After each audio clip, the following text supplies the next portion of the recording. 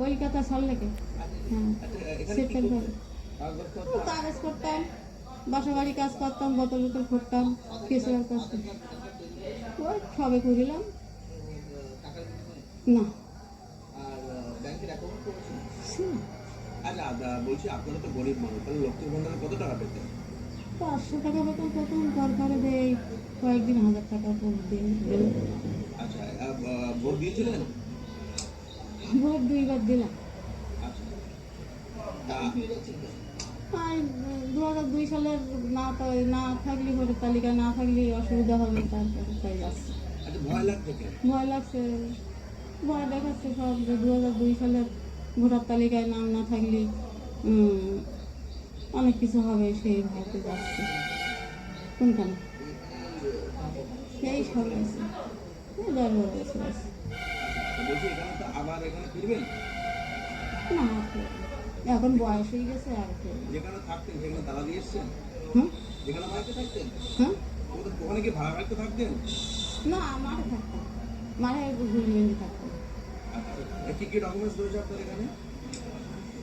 ওই সবে করিলাম, আধার কার্ড, ভোটার কার্ড, আর কিছু না। ব্যাংকের আর ব্যাংকের বইটা। হ্যাঁ, আপনার নাম কি? রোকেয়া দেবী।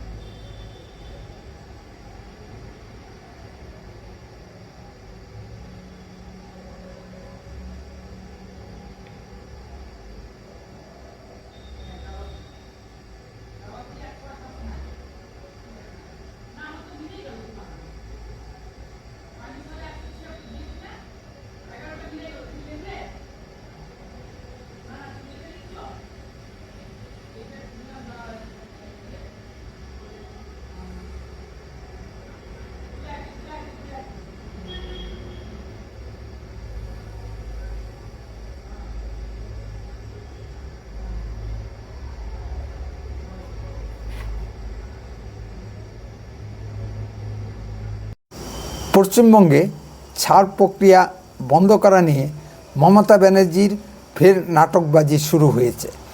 বিহারে এসআইআর প্রক্রিয়া শুরুতেই একবার এটা বন্ধ করতে মহুয়া মৈত্রকে দিয়ে ভারতের সুপ্রিম কোর্টে আবেদন করেন এবং প্রত্যাখ্যাত হন। পুনরায় আবার সুপ্রিম কোর্টে আবেদন করেও প্রত্যাখ্যাত হন। ভারতের সুপ্রিম কোর্ট নির্বাচন কমিশনের এসআইআর প্রক্রিয়ায় হস্তক্ষেপ করতে অস্বীকার করে। মমতা ব্যানার্জির এইভাবে এসআইআর প্রক্রিয়া বন্ধ করার জন্য বারবার আবেদন করার অর্থ কী? সুপ্রিম কোর্টের দুজন প্রখ্যাত আইনজীবী শ্রী কপিল সিব্বল ও অভিষেক মনু সিংভি এবং আরও 40-50 জন আইনজীবী নিয়োগ করা হয়েছে পশ্চিমবঙ্গের বিভিন্ন মামলাগুলি লড়ার জন্য। এতে পশ্চিমবঙ্গের রাজ্য কোষাগার থেকে প্রতি মাসে হাজার হাজার কোটি টাকা ব্যয় হচ্ছে। এই টাকা কি মমতা ব্যানার্জির নিজস্ব রোজগারের টাকা, না আমার আপনার প্রদেয় ট্যাক্সের টাকা? প্রশ্ন উঠেছে, এইভাবে অযথা উকিলদের পিছনে টাকা খরচ করতে কে মমতা ব্যানার্জিকে অধিকার দিয়েছে? এইভাবে না পেরে মমতা ব্যানার্জি এবার অন্য পথ ধরেছেন। মাননীয় মমতা ব্যানার্জি ভারতের নির্বাচন কমিশনকে পত্র মারফত জানিয়েছেন যে এসআইআর প্রক্রিয়ার কাজের চাপে একজন বিএলও নাকি মারা গেছেন, তাই অবিলম্বে পশ্চিমবঙ্গে এসআইআর প্রক্রিয়া স্থগিত করে দেওয়া হোক, যেন মামার বাড়ির আবদার। এসআইআর প্রক্রিয়া বন্ধ হলে সময় মতো সংশোধিত ভোটার তালিকা প্রকাশিত হবে না, ফলে রাজ্য বিধানসভা নির্বাচনও পিছিয়ে যাবে এবং বাধ্য হয়ে রাষ্ট্রপতি শাসন জারি করতে হবে। এখন দেখার বিষয় ওই বিএলও কি এসআইআর প্রক্রিয়ার কাজের চাপে হৃদরোগে আক্রান্ত হয়ে মারা গেছেন, না তৃণমূলের অবৈধ বাংলাদেশি মুসলিম অনুপ্রবেশকারীদের ভোটার তালিকায় নথিভুক্ত করার চাপে মারা গেছেন। এটা তদন্ত সাপেক্ষ ব্যাপার। এই তদন্ত প্রক্রিয়া রাজ্য সরকারের পুলিশকে দিয়ে করালে হবে না, সিবিআইকে দিয়ে তদন্ত করাতে হবে। এখন প্রশ্ন হলো, অনেক রাজ্য সরকারি কর্মচারী অসুস্থ হয়ে মারা যেতেই পারেন, তাই বলে রাজ্য সরকারের সমস্ত অফিস বন্ধ করে দিতে হবে নাকি? আবার অনেক শিক্ষক ছাত্র অসুস্থ হয়ে মারা যান, তাই বলে রাজ্যের সমস্ত স্কুল বন্ধ করে দিতে হবে নাকি? যে বিএলও মারা গেছেন সেখানে বিকল্প ব্যবস্থা অবশ্যই গ্রহণ করতে হবে। এসআইআর প্রক্রিয়া কেন বন্ধ করা হবে? শোনা যাচ্ছে বিডিও ডিএমরা নাকি অবৈধ বাংলাদেশি মুসলিম অনুপ্রবেশকারীদের নাম নথিভুক্ত করার জন্য বিএলওদের উপর চাপ প্রয়োগ করছেন। এদিকে পশ্চিমবঙ্গের সাধারণ মানুষ সাদরে এসআইআর প্রক্রিয়া গ্রহণ করেছেন, কোথাও তিলমাত্র বিরোধিতা দেখা যাচ্ছে না। ইতিমধ্যে কোটি কোটি ফর্ম বিলি হয়ে গেছে, এখন জমা নেওয়ার পালা চলছে জোর কদমে। এটাই মমতা ব্যানার্জির অসহ্য লাগছে। তারপর দেখা যাচ্ছে দলে দলে অবৈধ বাংলাদেশি মুসলিম অনুপ্রবেশকারী এসআইয়ের ভয়ে সীমান্ত পেরিয়ে বাংলাদেশে চলে যাচ্ছে। ভিডিও চিত্রে আমি দেখিয়েছি। এরাই ছিল মমতা ব্যানার্জির ফিক্সড ভোট ব্যাংক। তাহলে এই আতঙ্কেই কি মমতা ব্যানার্জি এসআইআর প্রক্রিয়া বন্ধ করতে চাইছেন? ভিতরের মূল কারণ এটাই। অনেক অনুপ্রবেশকারী সরাসরি মুখ খুলছেন। তারা বলছেন যে তারা ভারতে অবস্থানকালে তৃণমূলকে ভোট দিয়ে এসেছেন এবং লক্ষ্মীর ভাণ্ডার সহ সমস্ত প্রকার ভারতীয় সুযোগ সুবিধা তৃণমূল রাজত্বে তারা পান। তাহলে এখানেই প্রমাণ হয় যে কোন রাজনৈতিক দল এই অবৈধ বাংলাদেশি মুসলিম অনুপ্রবেশকারীদের আহ্বান করে নিয়ে এসেছে এবং কারা তাদের প্রশ্রয় দিচ্ছে। কেন মমতা ব্যানার্জি ও তৃণমূলের বিরুদ্ধে দেশদ্রোহিতার মামলা দায়ের করা হবে না?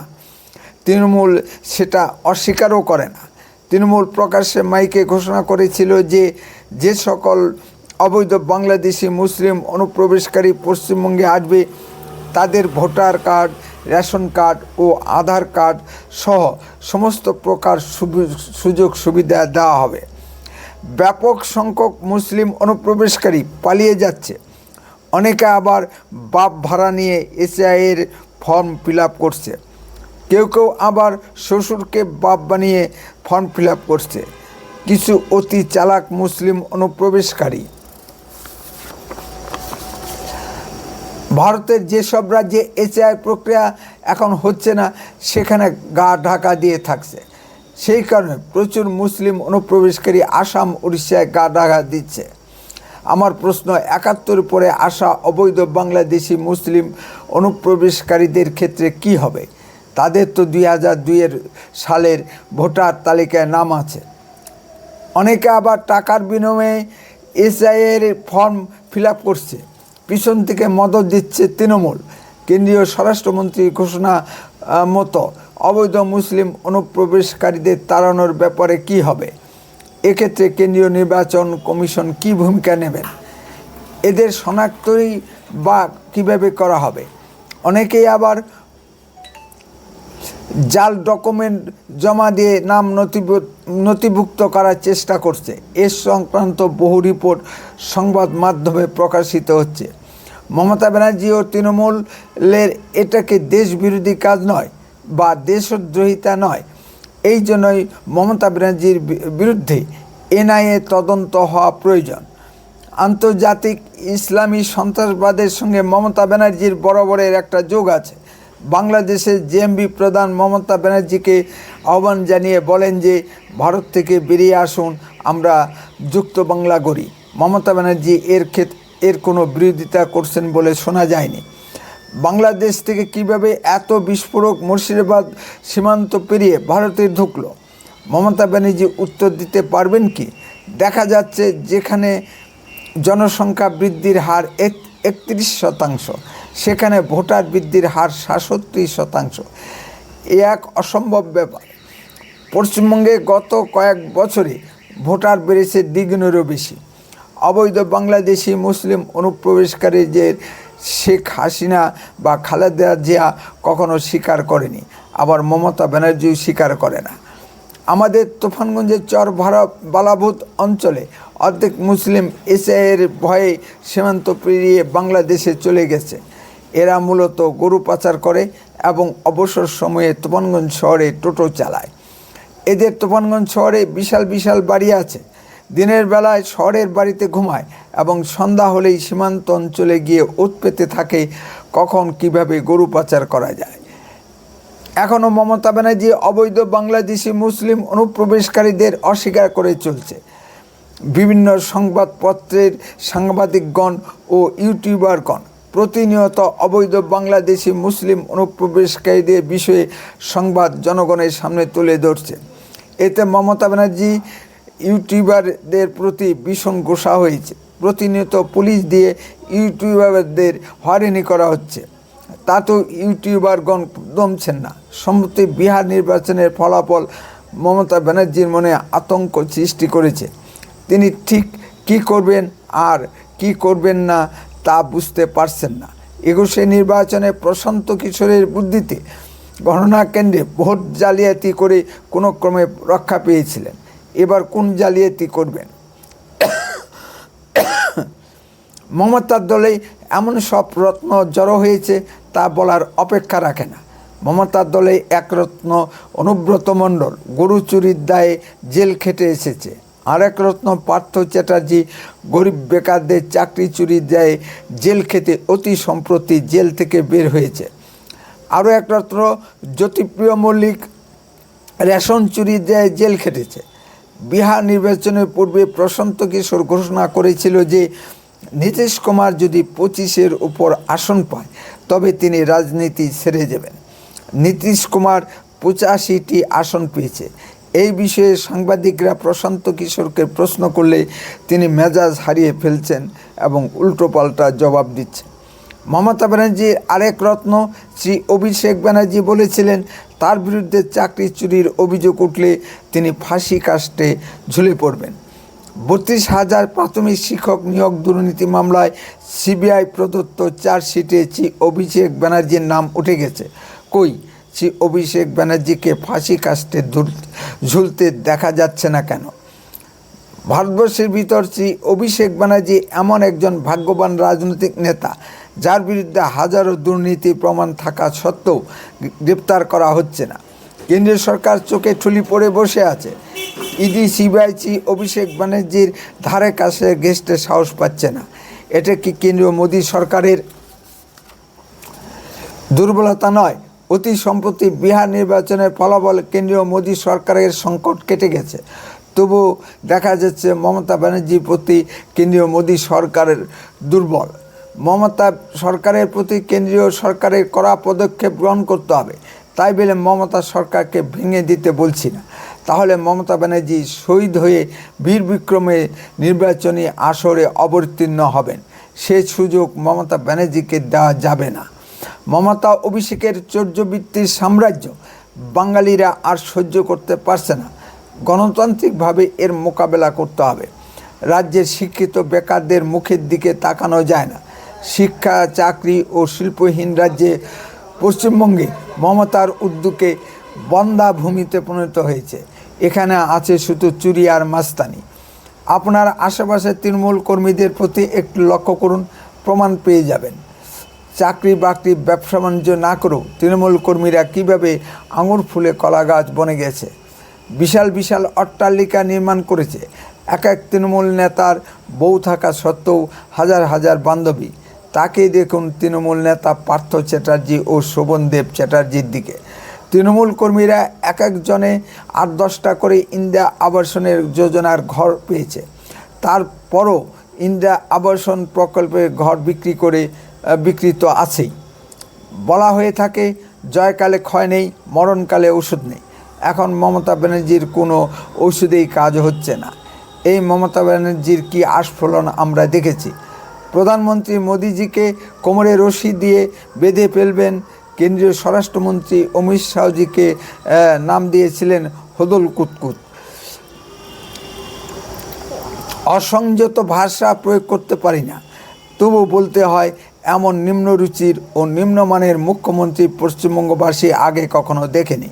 শ্রী অভিষেক ব্যানার্জির মুখ থেকেই শুনেছিলাম এসআইআর প্রক্রিয়ার ফর্ম দিতে আসলে বিজেপি নেতাদের গাছের সঙ্গে বেঁধে রাখতে। এখন দেখছি তৃণমূল নেতারা সুরসুর করে এসআইআর ফর্ম নিচ্ছে ও জমা দিচ্ছে।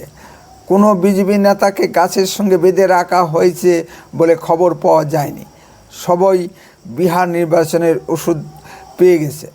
আমরা তুফানগঞ্জে দেখেছি গত 5ই নভেম্বর বিজেপি থানা ঘেরাও কর্মসূচি ছিল।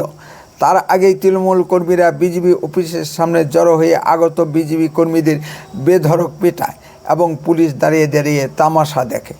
বিজেপি পাল্টা প্রতিরোধ গড়ে তোলার সঙ্গে সঙ্গে পুলিশ তৃণমূল কর্মীদের ঘেরাও করে সেফগার্ড দেয় এবং 12 জন বিজেপি কর্মীদের ওপর মিথ্যা মামলা চাপায়। এই করেই কি মমতা ব্যানার্জির শেষ রক্ষা হবে? উভয় উত্তর সময়ই বলবে। তবু বলতে হয় ব্যক্তির নাম মমতা ব্যানার্জি, যে কোনো হারা ম্যাচ ঘুরিয়ে দেওয়ার ক্ষমতা রাখেন। সেই মতো প্রধান বিরোধী দল বিজেপিকে গুটি সাজাতে হবে। বিভিন্ন রাজ্যের ভোটে দেখা যাচ্ছে মহিলা ভোট এক্স ফ্যাক্টর হয়ে দাঁড়িয়েছে। এ বিষয়ে রাজ্যের প্রধান বিরোধী দল বিজেপিকে ভাবতে হবে।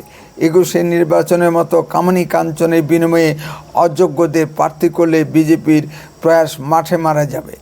21 নির্বাচনে অযোগ্যদের প্রার্থী করে বিজেপি 50-60টি আসনে হাজার ভোটের কম ব্যবধানে হেরেছে। বিজেপির সংগঠনে ইতিমধ্যে তৃণমূলের চর ঢুকে গেছে। বিজেপিকে অতি সন্তর্পণে পা ফেলতে হবে। উত্তরে কণ্ঠ সর্বদাই বাস্তব ও সত্য কথা বলে। এ ধরনের আরও ভিডিও পেতে দয়া করে এক্ষুনি চ্যানেলটিকে সাবস্ক্রাইব করুন, বেল আইকনে ক্লিক করুন, আপনার মূল্যবান মতামত কমেন্টে লিখুন। বন্দে মাতরম, ভারত মাতা কি জয়।